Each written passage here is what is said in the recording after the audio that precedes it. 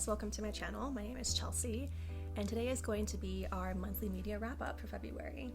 Now, I didn't watch a whole lot this month because I moved into my dad's place, and I made a video about that and my thoughts if you guys want to check that out. And if you haven't seen my January wrap-up, I'll explain.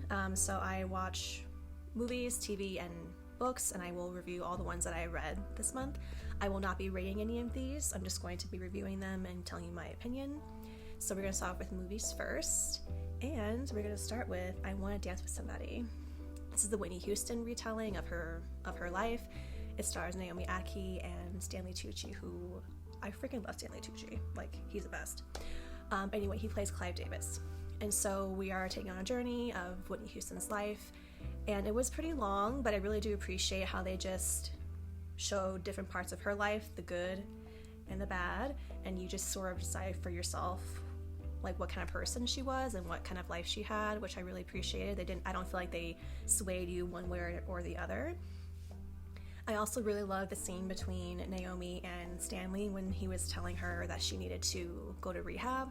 That scene just like really made me feel emotional, and it was just really good writing, and I feel like the acting in that scene, I feel like I was actually watching them have the conversation. I didn't feel like I was watching a movie anymore. I was like kind of taken out of it, which I really enjoyed. And I learned a lot about her that I didn't know before. Like, I didn't know that she was in a relationship with a woman before she met Bobby, which is really interesting and kind of cool to see. And I hadn't watched her Super Bowl performance, for example, and after I watched the movie, I just kind of went on a binge and watched all of her old videos, and she really was captivating, and I just really admire her voice and her perseverance.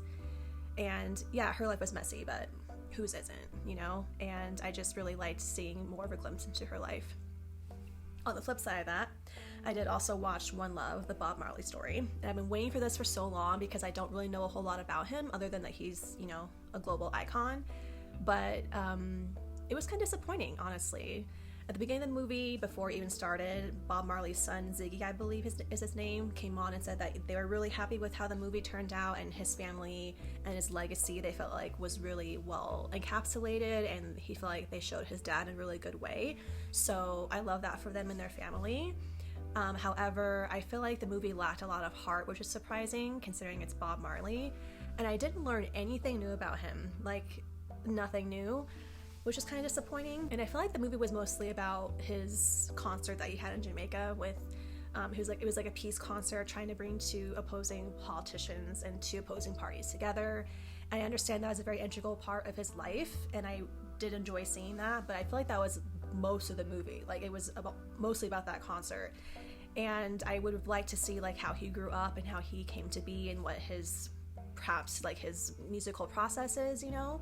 But I really did like how they showed him with community at all times. I really got the sense that he really loved his community and he loved his people. In every scene, he had a guitar in his hand or he was writing, so I understood the importance of music to him in his life. So that was really beautiful to see. But overall, I just felt like they had this checklist for how the movie was supposed to go and things to include in a music biopic. But I didn't feel like there was any heart in it. There wasn't like a lot of continuity between the scenes, I felt. So Kingsley played Bob Marley, and he did such a good job. Like, I feel like even though I don't know Bob Marley that much, I feel like he did a good job of capturing the essence of who people perceive Bob Marley as. And he was very attractive, so that was nice to watch. And Lashana Lynch, who plays his wife, she did an amazing job too. I really, really love her acting. I loved her in Matilda. But they were the highlights for me. Like, the two of them acting was the best part of the movie. Everything else I feel like just kind of went to the wayside. Yeah, so overall, I just wish that the movie had a little bit more information and like more heart. I think that Bob Marley maybe deserved a little bit more than what I saw, honestly. But like I said, I'm really glad that his family is happy with how the movie came out, and that's the most important part, that they're happy with his legacy and what he's left behind.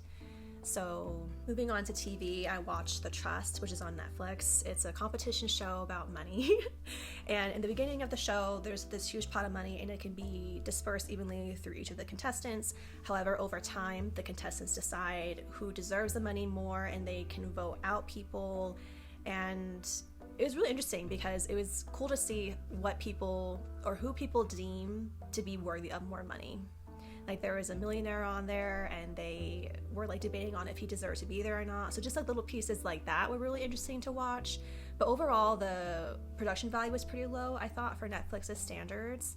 But if there is a season 2, I will definitely watch it because I really enjoy the concept and I did learn a lot about the human experience kind of through that show. So I do recommend that if you guys want to check that out. And we're on to the books. I only read one, which is called Boys in the Boat. It's by Daniel Brown and tells a story of oarsmen who are from Seattle. They're very working class. They haven't rowed before.